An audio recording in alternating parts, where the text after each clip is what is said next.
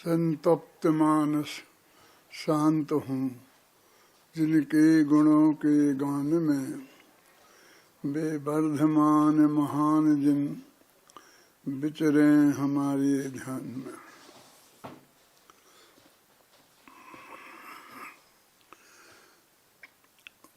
में छंद से अपन को चर्चा आरंभ करनी है। 64 छंद तक अपन ने कल बात की थी और मुक्ति मार्ग में आने की बात थी। 64वां छंद पढ़ना भाई।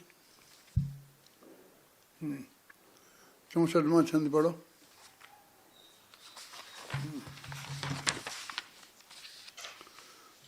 काल लब्धि के आने पर ही हाथ लगेगा और 5 समवायों के बिन काम न होगा।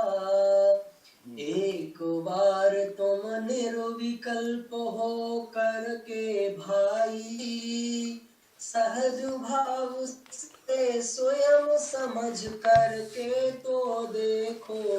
हमने क्या काल लब्धि के बिना काम नहीं होगा, 5 समवाय नहीं होंगे तब काम नहीं होगा। जब काल लब्धि आ जाएगी, 5 समवाय होंगे तो सहज से काम हो जाएगा। अब वो ये कह रहे हैं कि तुम मुक्ति के मार्ग में आए हो तो यहाँ पर भी इस संसार के मार्ग से ज्यादा बोझा लेकर के आए हो। कर्तृत्व का बोझा जो संसार में था और जिस बोझे से अपन को मुक्त होना है, उस बोझे को अपने माथे पर लेकर और तुम इस मोक्ष मार्ग के रास्ते पर आए हो। पढ़ो भाई 65वां छंद, 65-66वां छंद, 65-66 छंद, 65वां-66वां छंद पढ़ो। जनेंद्र क्या बात है, क्यों सुनता नहीं है, क्या हो गया? दादा आपके यहाँ से आवाज कट के आ रही है, आपकी आवाज प्रॉपर नहीं आ रही है। 65वां और मार्ग में आए तो भी पढ़ो, बोलो। मार्ग में आए, इसकी कट रही है। मार्ग में आए तो क्या हो रहा है? मुक्ति मार्ग में आए तो भी बोझा लेकर, क्रिया कांड का बोझा माथे पर धारण करो। सारे जग की सभी समस्याएं ढो ढो करो, मरे जा रहे अरे निरंतर चिंतित हो करो। इस जग की तुम केवल चिंता ही करते हो, कुछ भी करना अरे किसी का शक्य नहीं है। जग की चिंता छोड़ बंधु अपने में आओ, अपने में ही जमो रमो अपने को ध्याओ। वो कह रहे हैं ना, मोक्ष के मार्ग में आए, जगत की सारी झंझटें छोड़कर मुनि धर्म की अपेक्षा करें तो आप समझ लिए सारी गृहस्थी सब चीजें, जैसे कि हम मृत्यु होती है ना तो सारे परिवार को, सबको जो भी संपत्ति हमारे पास यहाँ होती है सबको छोड़कर अगले भव में जाते हैं। और उससे हम इतना घबराते हैं इसलिए कि सारे संयोग एक साथ वियोग हो जाएगा। मुनि धर्म भी एक तरह से ऐसा ही महान है कि नग्न दिगंबर होकर सारे संयोगों को छोड़कर, ये पीछे कमंडल है ना, वो तो संयोग थे ही नहीं, संयोगों में कहाँ थे अभी तक। गृहस्थ अवस्था में थे तो ना पीछी थी ना कमंडल था। वो तो नए उपकरण हैं। ख्याल में जीव रक्षा का उपकरण पीछी और शुद्धि का उपकरण कमंडल। तो इस तरह से हम आए तो सारा बोझा छोड़ के आए ना, स्त्री का, पुत्र का, मकान का, जायदाद का, आजीविका का, यहाँ तक कि कि कल खाने की एक दिन की भी व्यवस्था नहीं ना उनके पास। दिगंबर जंगल में गए और वहाँ बैठे हैं और किसी भी नगर में जाएंगे जिसमें हमारा कोई परिचय भी नहीं है और वहाँ हम आहार के लिए निकलेंगे, सहज भाव से मिल जाएगा, नवदा भक्ति पूर्वक कोई श्रावक देगा, हैं 40 संतरा टाल कर 32 संतरा और 40 दोष टाल कर के जो हमें आहार मिलेगा तो लेंगे और नहीं मिलेगा तो नहीं लेंगे। तो सारे बोझा छोड़ करके यहाँ आए थे। और यहाँ भी बोझा, ये मुनि धर्म की अपेक्षा मैंने बात की, इसी प्रकार श्रावक धर्म की अपेक्षा में, सम्यक दृष्टि की अपेक्षा में, ये सारे जगत के कर्तृत्व के बोझे से घबरा करके तो हम इनसे मुक्त होने के लिए मोक्ष के मार्ग में आए हैं, लेकिन मुक्ति मार्ग में आए तो भी बोझा लेकर, तो फिर मोक्ष मार्ग में कहाँ आ पाए। बोझा को अपने माथे से उतार करके तो आना था। और काय का बोझा? क्रिया कांड का बोझा माथे पर धारण कर। घर में जो हमारे भोजन की व्यवस्था हम करते थे, करते हैं, तो उसमें सारी साधन सामग्री जुटाई हुई पहले से घर में रहती है और बनी बना उस सामग्री को ही बस बनाकर हमें खाना है और वो हमारे हाथ में है। फिर भी हम कितने आकुल व्याकुल होते हैं, कितनी कितनी हमारी दिक्कतें होती हैं, सारी जिंदगी उसमें हम होम देते हैं। और मुनिराज के पास तो कोई व्यवस्था नहीं है।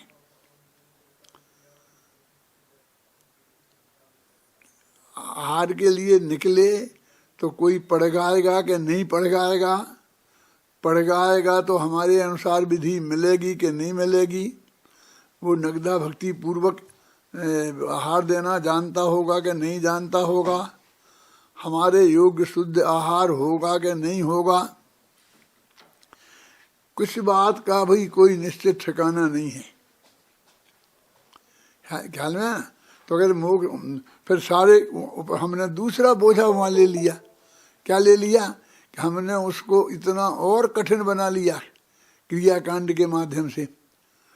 मुक्ति मार्ग में आए तो भी बोझा लेकर, क्रियाकांड का बोझा माथे पर धारण कर, सारे जग की सभी समस्याएं ढो ढो कर, मरे जा रहे अरे निरंतर चिंतित होकर। सारा गांव हमारे पास समस्याएं ले लेके आता है। कल मैंने थोड़ा कहा था ना कि जब मैं जयपुर में आया था तो यहाँ पंडित चंद्रशेखर जी थे, बहुत बड़े विद्वान थे, समाज में बहुत प्रभाव था, समाज का बच्चा बच्चा उनकी बात को मानता था। हर परिवार का पत्नी पति ये सारे झगड़े में निपटाया करते थे। और मैं आया, उसके साल 2 साल बाद ही उनका स्वर्गवास हो गया। तो वही प्रतिष्ठा मुझे प्राप्त हुई तो मेरे पास भी सब लोग आने लग गए। अब मैं तो अध्यात्म की रुचि का था, इस जगत के झंझटों में मुझे पसंद ही ना था। तो कुछ दिनों तक तो मैंने उस काम को किया और बाद में हाथ जोड़ लिए, भाई कि मैं ये नहीं कर सकता। मैं तो तत्व की बात पूछो, तत्व बात समझना हो तो उसकी बात करो। ये मंदिर के झगड़े, समाज के झगड़े, पति पत्नी के झगड़े, भाई भाई के झगड़े, ये मेरे निपटाने का मेरा काम नहीं है। तो कहते हैं सारे जग की सभी समस्याएं ढो ढो कर, महाराज के पास भी लोग आते हैं। जो भी जरा भी धर्म के क्षेत्र में प्रतिष्ठित हुआ, चाहे वो विद्वान हो, चाहे वे मुनिराज हो, कोई भी हो, तो सारे लोग अपनी अपनी समस्याएं लेकर के और आ जाते हैं। तो एक की समस्या छूटी और सारे गांव की समस्याएं अपने माथे पे आ गई। मरे जा रहे अरे निरंतर चिंतित होकर, हम 24 घंटा भर उसी में चिंतित होके लग गए और धर्म तो एक तरफ रह गया। वे कहते अपन गंभीरता से विचार करें कि सब ये छोड़ देंगे तो कौन करेगा, सब ये छोड़ देंगे तो कौन करेगा। हर एक आदमी यही बात करता है। तो वो कहते हैं, बोलो 66वां छंद पढ़ो, बहुत मार्मिक है। 66वां नहीं देता सुनाई हैं? इस जग की तुम केवल चिंता ही करते हो, कुछ भी करना अरे किसी का शक्य नहीं है। जग की चिंता छोड़ बंधु अपने में आओ, अपने में ही जमो रमो अपने को ध्याओ।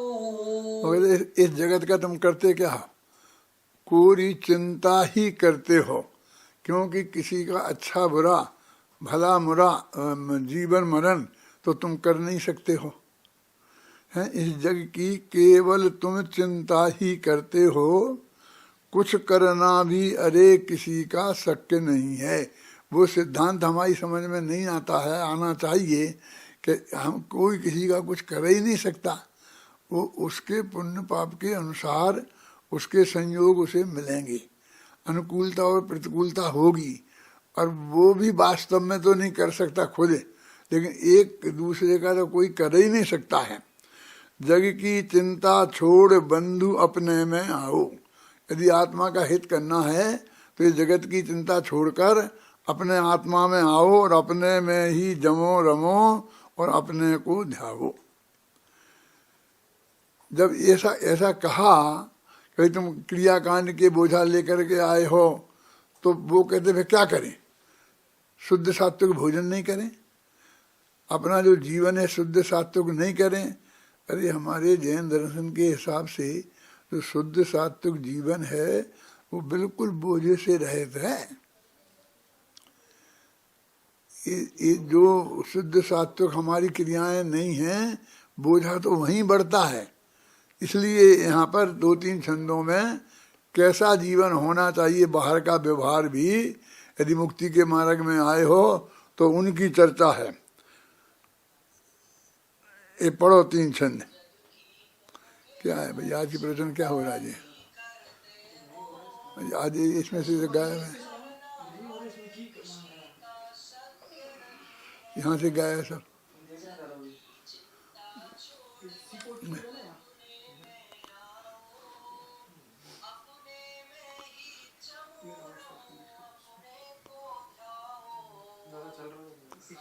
कहाँ चल? यहाँ नहीं चल रहा कुछ भी।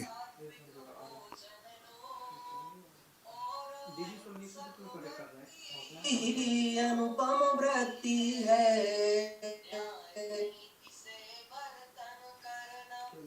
अनुपमेय है, पर यह सब कुछ सहज भाव से ही करना है। सहज भाव से करना क्या सब कुछ होना है। सहज भाव ही तो सच्चा मुक्ति का मग है। असहज होना ही भव है, भव का मग भाई। कर्तापन के बोझे से असहज रहते हो।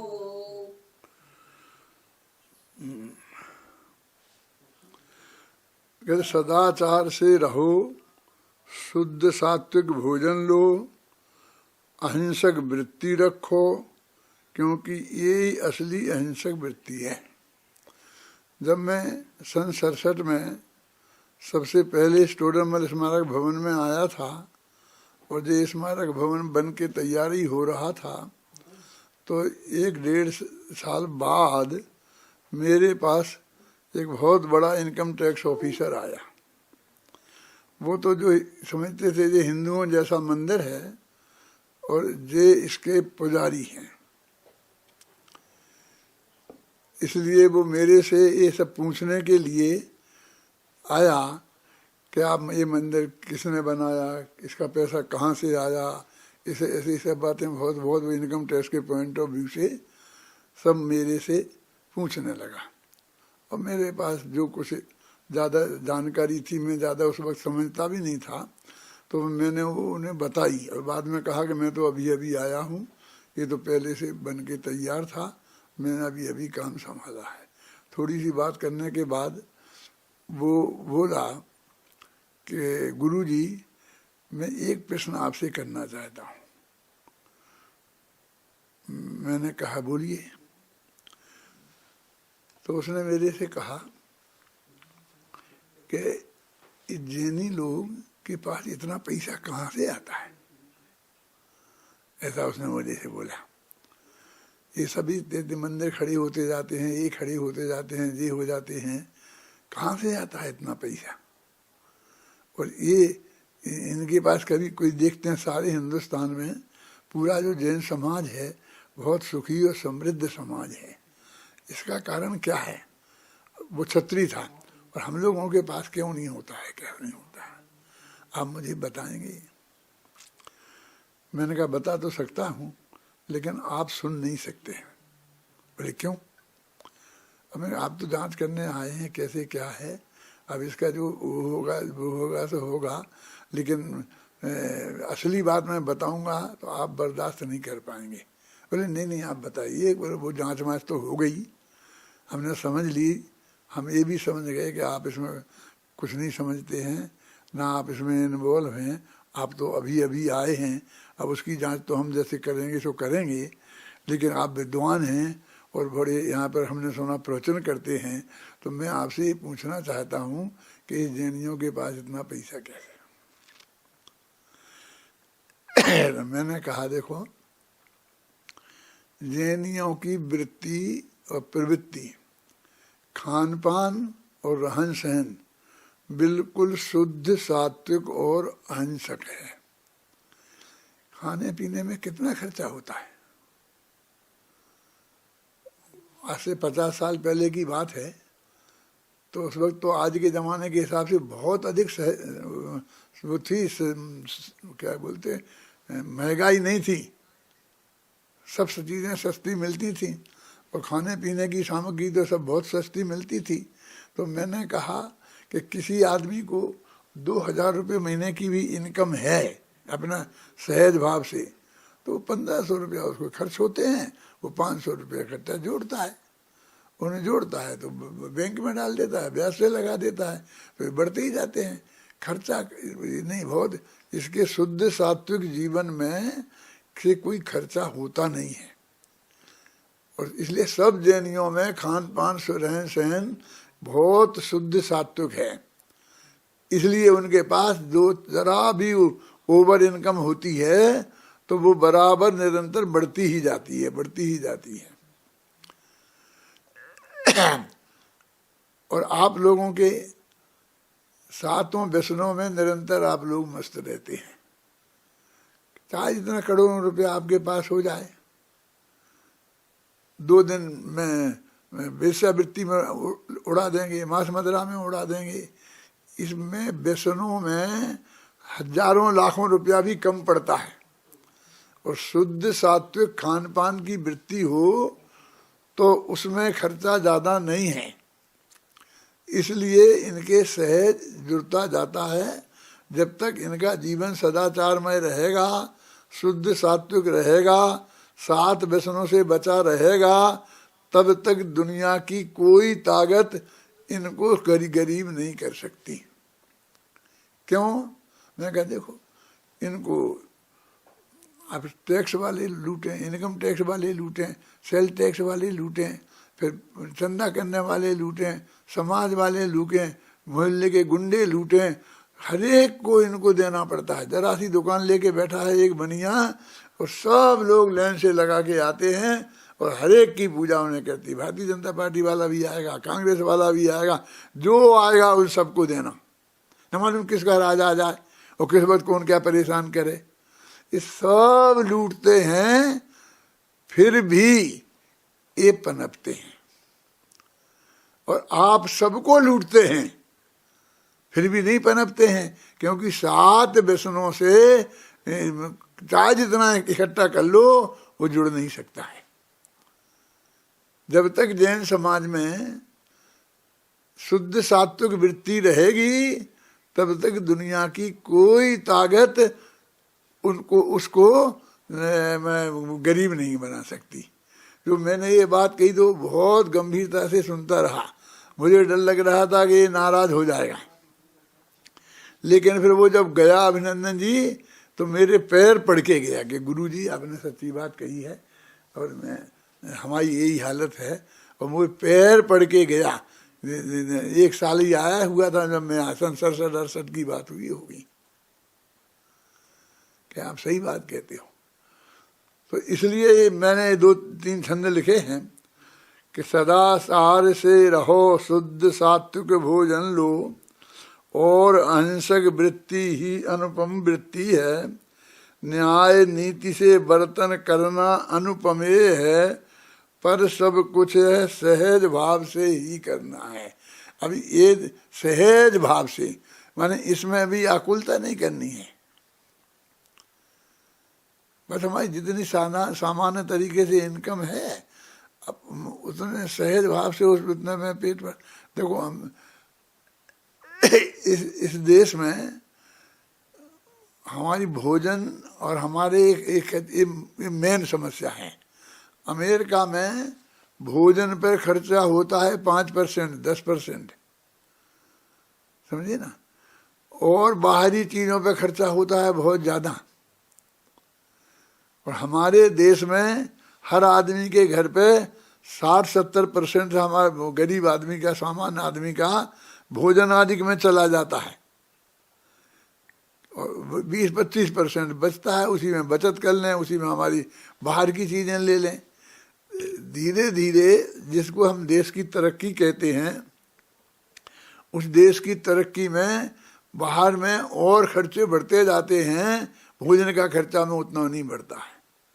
तो ये जो शुद्ध सात्विक भोजन की वृत्ति जिनकी है और जिनके साथ व्यसन नहीं है, जो जुआ नहीं खेलते, अरे जुए में तो लाखों 5 मिनट में गंवा सकते हैं, जुए में तो पांडव जैसे इनका अभी आज सम्राट राजा थे, जरा वर्णन करो, पांडव पुराण में पढ़ो अथवा महाभारत में देख लो, तुम्हें टीवी पे देखा तुमने, तो पहले बिल्कुल सम्राट थे और दूसरे दिन जाकर के सारा राज्य उन्होंने अपने जुए में लगा दिया, फिर पत्नी तक लगा दी। बोलो क्या होना? 3 खंड के मालिक कहलाते थे, चक्रवर्ती कहलाते थे, ये हालत थी उनकी वहां पर। तो 7 व्यसनों में ये आदमी बर्बाद होते देर नहीं लगती है, और शुद्ध सात्विक जीवन, खान पान, सदाचार की वृत्ति, इसमें हमारी सुख और शांति कभी भंग नहीं होती है। कहते सहज, कहते और ये सब सहज भाव से करना है। क्या सहज भाव से करना है? देखो आज भी लाख रुपए महीना भी खर्चा किसी गृहस्थ का है, और हजारों लोग ऐसे हैं कि जिनकी इनकम ही लाख रुपए महीना नहीं है, 50,000 है, 40,000 है, तो वे नहीं चलते हैं, उनका भी चलता है। और ऐसे भी लोग यहाँ भी बैठे होंगे जो 20-25 हज़ार ही महीने भर में कमाते होंगे, वे भी तो भूखों नहीं रहते हैं। वो भूखों रहने वाले भी अलग हैं, वो 7 व्यसन वाले हैं, वो मजदूरी वाले हैं। वो मजदूर साधारण क्लर्क से दुगनी कमाई करता है तो भी वो 7 बजे शाम को जाके शराब पीता है, तो वो वैसे ही का वैसा रहता है। और शुद्ध सात्विक वृत्ति वाले के नहीं होता है। सहज भाव से करना क्या सब कुछ होना है। फिर वो कहते सहज भाव से तो करें, सहज भाव से तो करें, तो कहते इतना बोझा भी अपने माथे पे नहीं रखना कि सहज भाव से करना क्या सब कुछ होना है। सहज भाव से सब कुछ होता है, सहज भाव ही तो सच्चा मुक्ति का मग है। असहज होना ही भव है, भव का मग भाई, कर्तापन के बोझे से असहज रहते हो। जब तक तुम कर्तृत्व का बोझा अपने माथे से नहीं उतारोगे तब तक तुम्हारा जीवन सहज नहीं हो सकता। असहजता तुम्हारे जीवन में निरंतर बनी रहेगी। असहजता ही आकुलता है। अभी हमारे बुजुर्ग लोग हमसे कहा करते थे कि आमद थोड़ी और खर्च घनेरा, यह लक्षण मिट जाने का, और शक्ति थोड़ी क्रोध घनेरा, यह लक्षण पिट जाने का। धर्मशास्त्र में और अर्थशास्त्र में क्या फर्क है जानते हैं आप? अर्थशास्त्र कहता है खर्चे कम मत करो, खर्चे बढ़ाओ, खर्चे बढ़ाओगे तो कमाई करोगे, दुगनी चौगनी सब बढ़ावे, और तुमने अधिक नहीं। धर्मशास्त्र कहता है कि खर्चे कम करो, कमाई बढ़ाने की बात नहीं करता है, खर्चे कम करने की बात करता है। अपने जयपुर के एक दीवान साहब थे, सच्ची घटना है कि वो राजा के बहुत प्रमुख दीवानों में से थे और सारा आर्थिक मामला वो संभालते थे। सबकी तनख्वाहें बढ़ती थी महीने में, तो वो ही सारा डिसीजन करते थे। तो सारा डिसीजन करके सबकी तनख्वाहें बढ़ा देते थे, लेकिन अपनी तनख्वाह पे मैं अपनी कैसे बढ़ाऊं। तो ऐसे 5-7 साल निकल गए, सच्ची घटना है, मोटा नहीं। तो उनकी तनख्वाह उतनी ही थी दीवान जी की, और सबकी दुगनी हो गई थी। तो राजा का ध्यान गया कि ऐसा ऐसा हुआ है। तो उसे बहुत दुख हुआ कि ये मेरी ड्यूटी थी कि इनका ध्यान मुझे रखना चाहिए था। ये सबका ध्यान रख रहे थे, लेकिन इनका ध्यान मुझे रखना चाहिए था। तो वो उन्होंने दीवान जी से कहा कि साहब आपको ऐसा ऐसा हुआ है। तो उन्होंने कुछ नहीं कहा, मुस्कुरा कर रह गए। तब राजा साहब बोले कि नहीं नहीं, ये तो ठीक नहीं है, आप बोलो, आप जितना कहो हम आपका उतना बढ़ा दें। तो वो कुछ नहीं बोले, कुछ नहीं बोले। तो फिर गए, अच्छा आपकी तनख्वाह आज से दुगनी की, जो आपको मिलती है उससे आपको दुगनी मिलेगी। तो उन्होंने कहा ये बात सच्ची है कि हाँ अभिनंदन जी आपको मालूम होगा। तो उनने कहा कि पैसा तो मेरे घर में उतना कमी नहीं पर महसूस होती है, मेरा खर्चा बहुत आसानी से चलता है। यदि आप मेरी डबल तनख्वाह करना चाहते हो तो मेरे काम के घंटे आधे कर दो। अब मैं 8 घंटा काम करता हूँ, तो कल से मैं 4 घंटा काम करूँगा, बस ये कर दो, तो मुझे 4 घंटा स्वाध्याय के लिए अधिक मिल जाएंगे। क्या ये उनने कहा। राजा साहब ने तनख्वाह भी दूनी कर दी और समय भी आधा कर दिया। और उस समय में उन्होंने जिनवाणी की सेवा की, शास्त्रों का स्वाध्याय किया, पढ़ा, पढ़ाया, लिखे, टीकाएं लिखी। ख्याल में आई ना। मैं नाम इसलिए नहीं बोल पा रहा हूँ कि शायद गलत निकल जाए, लेकिन इसे जयपुर के जैन दीवान की ही ये सही घटना है कि उन्होंने अपने खर्चों को बिल्कुल सीमित रखा। शुद्ध सात्विक खान पान, सादा रहन सहन, और वो उनका कि मेरा काम चलता है तो क्या, क्यों बढ़ाना, काय को बढ़ाना, क्या करना। लेकिन समय कम पड़ता है स्वाध्याय की सीमा में। हम लोग नहीं कर सकते हैं ऐसा है? सुख और शांति की प्राप्ति में सहज भाव से, अरे भाई पुण्य का उदय उनका नहीं आया होता तो राजा उनको डबल करने की बात नहीं करता। अपने यहाँ एक श्लोक आता है कि तुष्टो ही राजा यदि सेवकेभ्या भाग्यात् परम नैव दधाति किंचित अहर्निशं वर्षति वारि वाहा तथापि तृतीयात् पत्रः पलासा। एक पलाश का पेड़ होता है, पलाश जानते हैं, ढाक। हमारे बुंदेलखंड में तो उसे छेवला बोलते हैं।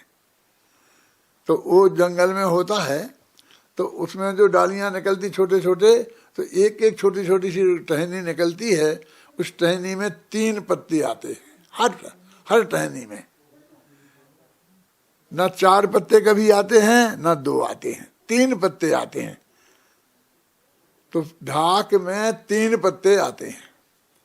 तो वो उसका उदाहरण देते हैं कि कितनी ही बरसात बरसे, लेकिन ढाक में 3 ही पत्ते आएंगे, 4 पत्ते नहीं आएंगे कभी। ऐसे ही राजा अपने सेवकों से कितना ही संतुष्ट हो जाए, कितना ही खुश हो जाए, लेकिन भाग्य से अधिक नहीं दे सकता। भाग्य में जितना उसके है वो उतना ही देगा। यदि 1000 रुपये महीने वाला नौकर से राजा खुश हो जाएंगे तो 100 रुपये बढ़ा दिए, 1100 कर दिए। और यदि 10,000 रुपये महीने वाले सर्वेंट से खुश हो जाएंगे तो 100 नहीं बढ़ाएंगे तो 1000 बढ़ाएंगे। ये आप जानते हैं 11,000 करेंगे।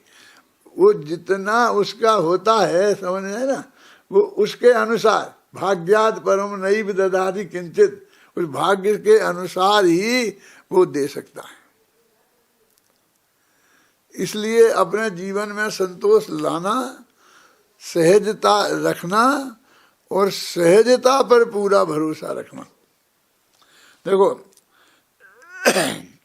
करतापन का बोझ उतारो सहज भाव से, सहज भाव से सहज सहजता में आ जाओ।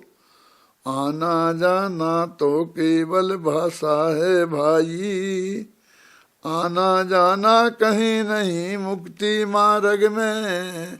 सुनाओ ये पढ़ के, बहुत अच्छा छंद है। देखो क्या है। करतापन का बोझ उतारो सहज भाव से, सहज भाव से सहज सहजता में आ जाओ। आना जाना तो केवल भाषा है भाई, आना जाना कहीं नहीं है मुक्ति मार्ग में। वो कह रहे हैं अपने कर्तापन का बोझ उतारो और अपने आत्मा में आ जाओ। तब वो समझता कहीं आना है, जाना है, कहीं कहीं आना है, कहीं जाना है। तो आना जाना केवल भाषा है, मोक्ष के मार्ग में कहीं नहीं जाना है। बहुत से लोग कहते हैं कि आत्मा का अनुभव करना है मोक्ष के मार्ग में, तो क्या करो कि अपने में चढ़ जाओ। कहते जो अपने में चढ़ना चाहेंगे वो कभी अपने में नहीं आ पाएंगे, क्योंकि वो समझते हैं कि मैं यहाँ हूँ और मेरा आत्मा कहीं ऊपर है, चढ़ना पड़ेगा उसमें। कभी कहते अपने में चले जाओ, तो वे भी कभी आत्मा में नहीं आ पाएंगे, क्योंकि वे समझते हैं कि मुझे कहीं जाना है। तो वे कहते हैं आ जाओ, अपने में आ जाओ। अपने में जाया नहीं जाता है, अपने में आया जाता है। तो वो भी ये समझते हैं कि मैं तो वहाँ दूर खड़ा हूँ और अपन यहाँ है। माने स्वयं में अपनापन नहीं होता है उनको। या तो उन्हें आना है, या तो उन्हें जाना है, या तो उन्हें उतरना है। अपने में उतर जाओ या उन्हें चढ़ना है। कहते ये सब दूरी के सूचक हैं। तो ना अपने में उतरा जाता है, ना अपने में चढ़ा जाता है, ना अपने में आया जाता है, ना अपने में जाया जाता है। अपने में तो रहा जाता है। अपने में रहो, बस खत्म है। आना जाना तो केवल भाषा है भाई, आना जाना कहीं नहीं मुक्ति के मग में। मुक्ति के मग में आना जाना कहीं पर है ही नहीं। एकदम सहज हो जाना, ये ही मुक्ति का मार्ग है। समय में जो भी पर्याय होनी होती है उसकी काल लब्धि आती है और उसके 5 समवाय होते हैं। हम जो पर्याय चाहते हैं, हम जो पर्याय चाहते हैं, हमें जो पर्याय इष्ट है, उस पर्याय की जब काल लब्धि आएगी, उसके लिए जब 4-5 समवाय बनेंगे तब वो पर्याय आएगी। उसके पहले नहीं आ सकती है। इसलिए हमें धैर्य धारण करना पड़ेगा। 72वां छंद बोलो। काल लब्धि आने पर सब कुछ समझ आवेगा, समवायों के मिलने पर ही काम बनेगा। धीरज धारो धीरजता ही एक मार्ग है, यथा समय सब सहज भाव से सब कुछ होगा। पढ़ो, हाँ शांत शांत तुम सहज भाव से शांत रहो तुम, आकुलता से तो कुछ भी ना होना जाना, सब कुछ पहले से निश्चित सर्वज्ञ जानते, उसमें कुछ भी बदल नहीं हो सकता भाई। जब 5 संभाय आएंगे तब सब काम, म्यूट करें दादा को, जगदीश दादा को म्यूट करें। तब सब काम सहज भाव से। दादा आपकी आवाज नहीं आ रही है, म्यूट करें जगदीश दादा को। आज का सब मामला बिगड़ गया, जब ये फ्लो बिगड़ जाता है तो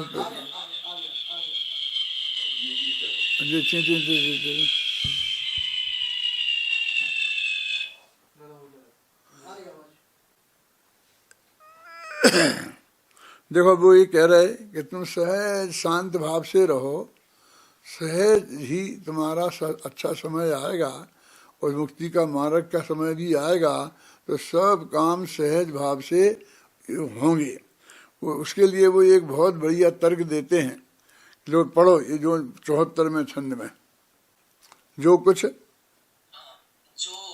जैसा आज हो रहा है दुनिया में, उसके बारे में वर्धमान से पूछा जाता, बतलाते या नहीं तुम्हारा मन क्या कहता, बतला देते तो फिर तो सब नक्की ही था। जब ये प्रश्न कर रहे हैं आपसे कि आज के संबंध में, आज जो कुछ दुनिया में जैसा हो रहा है उसके बारे में वर्धमान भगवान से 2500 वर्ष पहले समूह शरण में कोई आदमी यदि पूछता कि भाई आज से 2500 साल बाद क्या क्या होगा, तो वो ये कहते कि तुम अपने मन से पूछो। हर एक आदमी से ये कहते, हम नहीं बता रहे, शास्त्र नहीं कह रहे, भगवान नहीं बता रहे, तुम अपने ही मन से पूछो कि तुम्हें क्या लगता है, क्या लगता है कि वो बता पाते कि नहीं बता पाते। तुम जिन्हें भगवान मानते हो, भगवान नाम से मान कर उनकी जिनकी पूजन करते आ रहे हो, जिनके नाम पर इतने बड़े बड़े विधान करते आ रहे हो, इतनी भक्ति करते आ रहे हो, तो आप बताओ कि आज से 2500 वर्ष पहले भगवान के समूह शरण में यदि कोई आदमी आज के बारे में पूछता कि आज के दिन, आज का दिन माने आज 30 तारीख है ना, 30 दिसंबर 2020 में जो ढाई द्वीप में आज क्या होगा ये वर्धमान महावीर से पूछा जाता, तो वे बता पाते कि नहीं बताते। तुम ये बात अपने मन से पूछो। हम ये नहीं कहते भगवान ने कहा था, उसका कहा था, तो वो कहते बता, हाँ बता देते, क्योंकि ऐसा तो कोई आदमी है ही नहीं सारी जैन समाज में, कितना ही नास्तिक हो, कितना ही हो कि वो ये कह देवे कि नहीं नहीं बता सकते थे। यानी भगवान को सर्वज्ञ मानते हैं। वो अपनी क्रमबद्ध पर्याय है ना, तो उस क्रमबद्ध पर्याय के पहले ही छंद में मैंने ऐसा लिखा है कि सारी दुनिया अपने भगवान को सर्वज्ञ मानती है, देव को सर्वज्ञ मानती है और गुरु को मर्मज्ञ मानती है। छंद याद है? बता सकते हो पढ़ के? हाँ, पहले ही छंद है, पहला दूसरा छंद है। हाँ हाँ, स्वयं सिद्ध सर्वज्ञ स्वभावी परमात्म का अभिनंदन, अज अनादि मध्यांत आत्मा का कर कोटि कोटि वंदन, बीतराग सर्वज्ञ हितंकर अरहंतों का सिद्धों का वंदन अभिनंदन करते हैं सभी संत भगवंतों का, अपने अपने इष्ट देव को सभी मानते हैं सर्वज्ञ, अपने अपने गुरुजनों को सभी मानते हैं मर्मज्ञ, दिव्य ध्वनि अनुसार रचित जो शास्त्र वही जिन वाणी है, से अपनी बात बनानी है। ये एक प्रवृत्ति है। विश्व के जितने भी धर्म हैं, दर्शन हैं, चाहे वो ईसाई धर्म हो, हिंदू धर्म हो, मुस्लिम धर्म हो, जैन धर्म हो, बौद्ध धर्म हो, अपने अपने जिसको वो इष्ट देवता मानते हैं उसे सर्वज्ञ जरूर मानेंगे। वो सब कुछ जानता है, उस पर चाहे विचार गंभीरता से करें चाहे नहीं करें, लेकिन सब सर्वज्ञ उन्हें मानते हैं। और अपना जो गुरु है, जिसको वो अपना गुरु मानते हैं, उसे सर्वज्ञ नहीं मानते हैं तो मर्मज्ञ मानते हैं कि वो मर्म की बात है। और जो उनके भगवान ने बताया और जो उनके गुरुदेव ने बताया, उस वाणी को वे शास्त्र कहते हैं। इस तरह देव, शास्त्र, गुरु तीन हो गए, जो लगभग मोटे तौर से सभी के मान्यता की दृष्टि से श्रद्धास्पद हैं, और उनके अनुसार ही प्रत्येक धर्म वाले अपना कार्य जीवन में करते हैं। तो वो ये कहते हैं कि तुम भगवान महावीर के भगत हो, तो उसी सिद्धांत के अनुसार तुमको ये बात कैसी लगती है कि आज जो यहाँ हो रहा है सब कुछ है, ये सब बात कोई भगवान महावीर से वहाँ पूछी जाती तो भगवान महावीर बता सकते थे कि नहीं?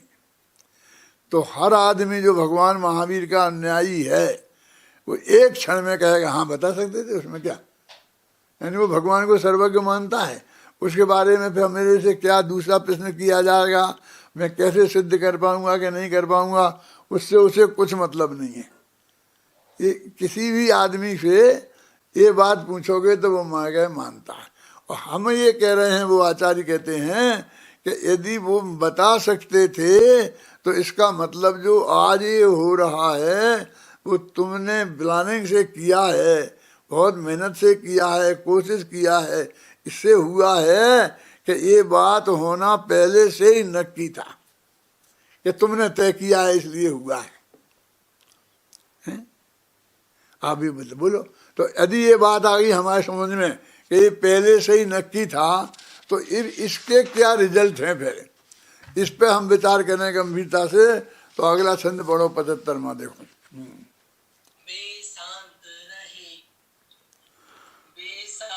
रहे उनको कुछ भी। ये रोला आ गया भैया, रोला। बेशांत रहे उनको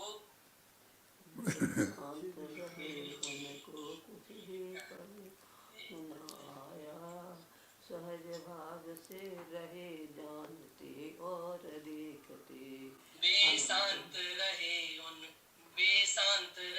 उनको कुछ भी परिणाम नहीं। परिणाम ना आया। बेशांत रहे उनको कुछ भी परिणाम न आया, सहज भाव से रहे जानते और देखते। अनंत वीर के धनी किंतु कुछ भावना। उनको कुछ भी परिणाम न आया, सहज भाव से रहे जानते और देखते। अनंत वीर के धनी किंतु कुछ भाव न आया, फिर तो क्यों क्या हो गया तुमको, हैं? तुमको भी क्या हो गया, पढ़ने वालों को पढ़ते आ रहे हो और इतना 74 छंद पढ़ चुके हो और 75वां छंद बिल्कुल सही है, क्योंकि जो हमारे उनने गाने वालों ने पढ़ा है ना, उनने कोई ऐसी शिकायत नहीं करी कि ये रोला नहीं है और इसको हम पढ़ नहीं सकते हैं।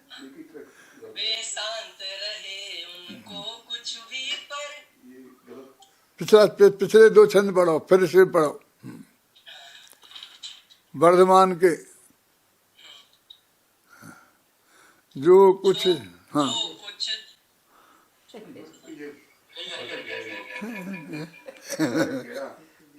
अरे भाई हमारे विवेक शास्त्री है ना, डॉक्टर विवेक शास्त्री। पढ़ो, हाँ पढ़ो विवेक। वो भी बोल रहा था अभी संजीव। हाँ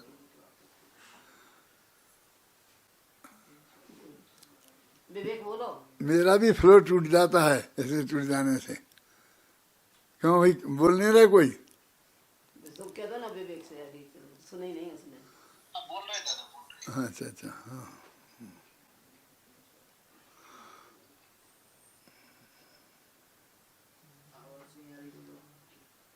विवेक बोलो ना, विवेक। आवाज नहीं आ रही, वो मेन मेन का आवाज खोल दो ना, वहाँ लैपटॉप से खोल दो वैसा।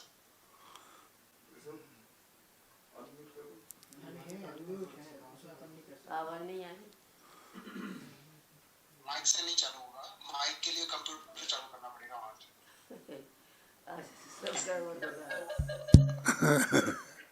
आवाज आ रही है?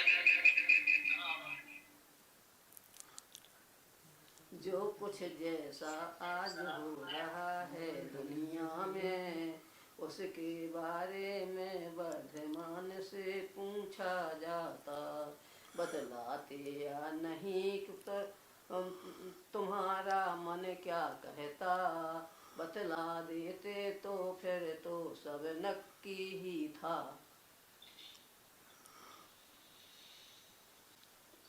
जो कुछ जैसा आज हो रहा है दुनिया में, उसके बारे में वर्तमान से पूछा जाता, बतलाते या नहीं तुम्हारा मन क्या कहता, बतला देते तो फिर तो सब नक्की ही था। वे शांत रहे, उनको कुछ भी परिणाम न आया, सहज भाव से रहे जानते और देखते, अनंत वीर के धनी किंतु कुछ भाव न आया, फिर तुम भी क्यों इतने आकुल व्याकुल होते।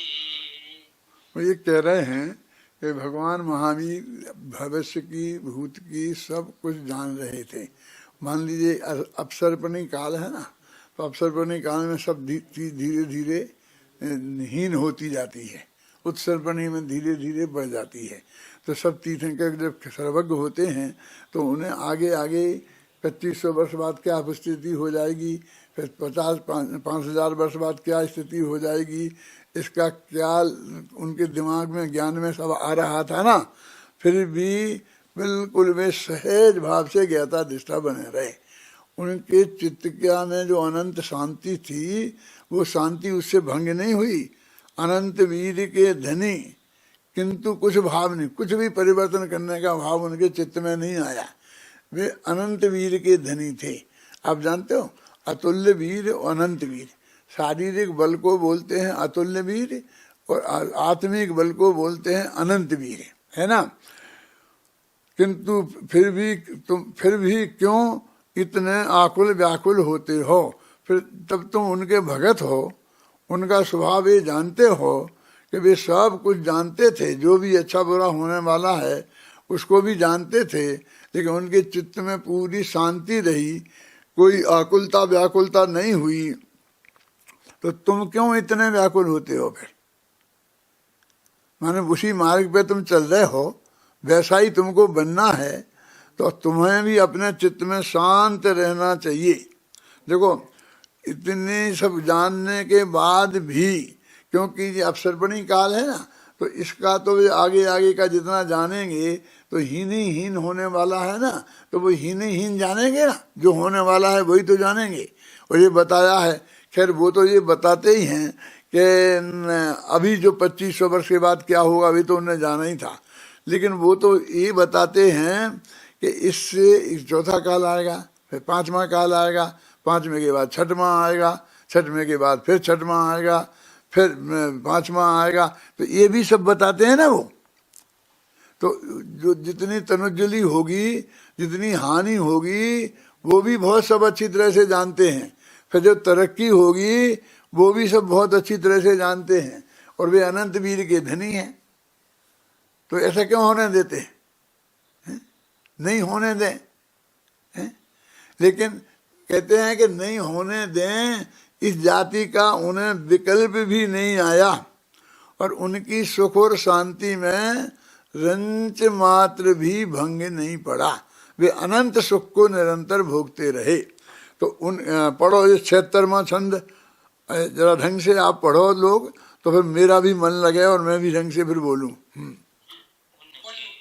में रंज भंग पड़ाना, सहज भाव से शांत भाव से रहे जानते, तुम इतने नीचे ऊपर क्यों होते भाई, सहज भाव से अपने में ही रहो निरंतर। ये जो अभी तो अपने वो बन गया है ना कैसेट, और बिल्कुल तैयार तुम्हारे पास मौजूद है, तो तुम इन छंदों को उनसे नहीं चला सकते हो।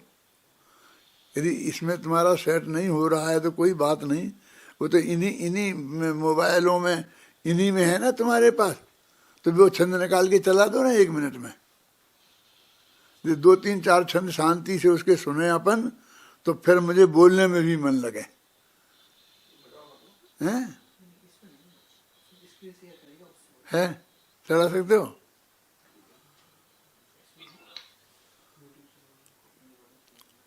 सबके पास मौजूद है, तैयार है, बिल्कुल बढ़िया, उनके गाए हुए। हाँ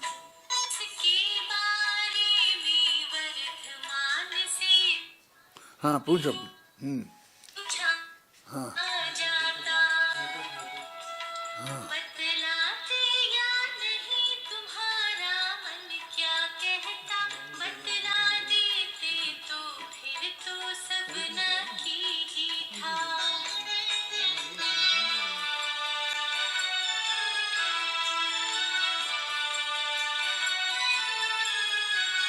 शांत रहे उनको कुछ भी परिणाम न आया, सहज भाव से रहे जानते और देखते, अनंत वीर के धनी किंतु कुछ भाव न आया, फिर तुम भी क्यों इतने आकुल व्याकुल होते।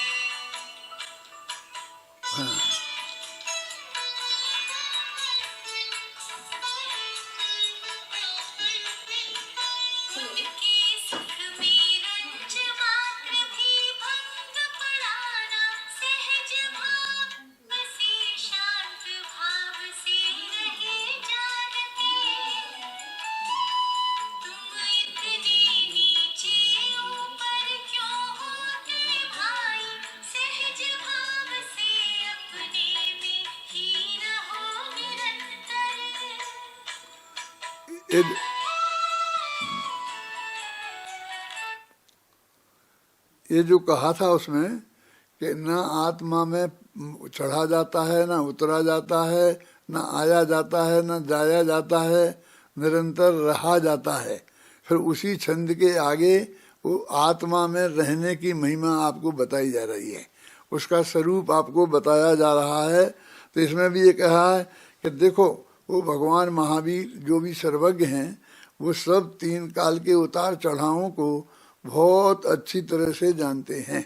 बड़ी से बड़ी सुनामी आने वाली है, उसको भी जानते हैं। हजारों लोग मरने वाले हैं, जीने वाले हैं, उसको भी जानते हैं। और बहुत सुख शांति जगत में शांति रहती है, उसको भी जानते हैं।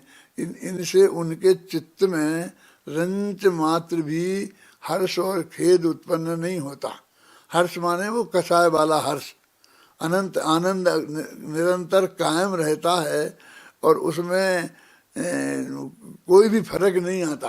देखो जब हमको अरहंत सिद्ध बनना है, और हम जब अरहंत सिद्ध बन जाएंगे, तो अनंत काल तक हम इस जगत में जो भी परिणमन हो रहा है, अच्छा बुरा, पहले काल में, दूसरे काल में, तीसरे में, चौथे, 5वें, 6वें में जिस क्रम से जैसा हो रहा घटना बढ़ना, वो तो वैसा ही होगा ना। उन सर्वज्ञ भगवान ने जाना है ना, तो उनको भी तो कुछ उन्हें फर्क तो पड़ना चाहिए ना। जैसे अपन को मालूम पड़ेगा कल भयंकर बरसात आने वाली है, तो आज ऐसे आपके चित्त में आकुलता होने लगती है, तो ऐसी उनको आकुलता होने लगे तो वे अनंत सुखी कैसे होंगे? और वे अनंत सुखी नहीं रह पाएंगे, तो ऐसा भगवान बन के कहाँ क्या करें हैं कि जिसमें और अनंत आकुलता हो जाए। तो ये जानने से दुख का कोई संबंध नहीं है, तेरी शांति निरंतर कायम रह सकती है, सभी सहजता भंग नहीं होती है।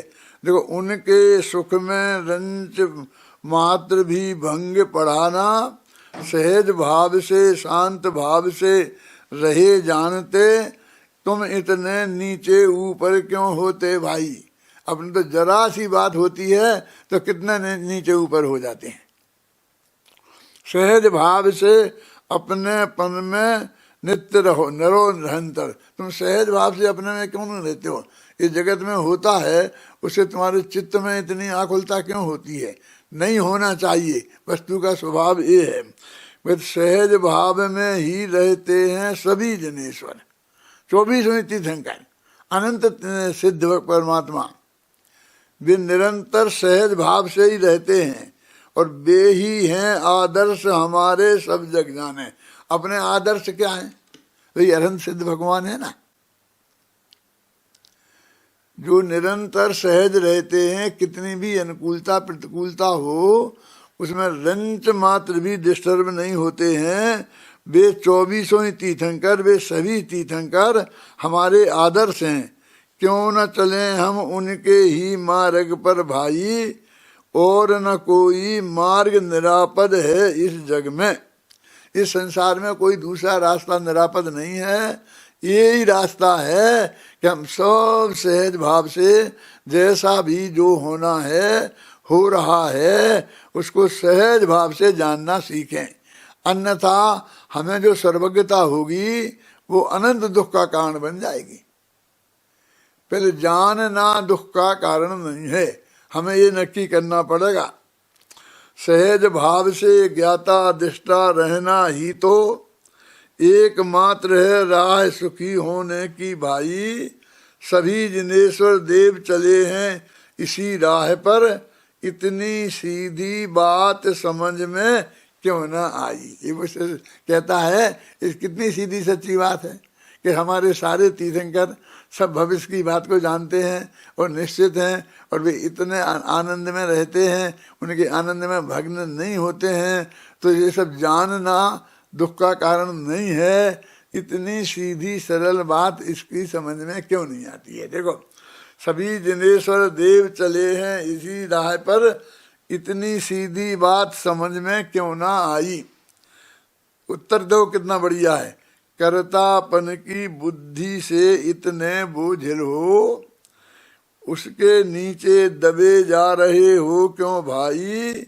कुछ विचार करने की शक्ति क्षीण हो गई, इस कारण यह बात समझ में न आ पाई। तुम कर्तृत्व के बोझ से इतने दब गए हो, इतने अंदर से हो गए, वो बोझा है बिल्कुल नहीं, क्योंकि तुम पर के करता हो ही नहीं, कर सकते ही नहीं, तुम्हारे माथे कोई जिम्मेवारी है ही नहीं, और फिर भी इतने घबराए जा रहे हो उस कर्तृत्व के बोझे से। देखो, जो है ही नहीं उस बोझे से तुम इतने दब गए हो कि इतनी शक्ति तुम्हारी क्षीण हो गई है कि इतनी सीधी सरल सी बात तुम्हारी समझ में नहीं आई है किसी भी कीमत पर।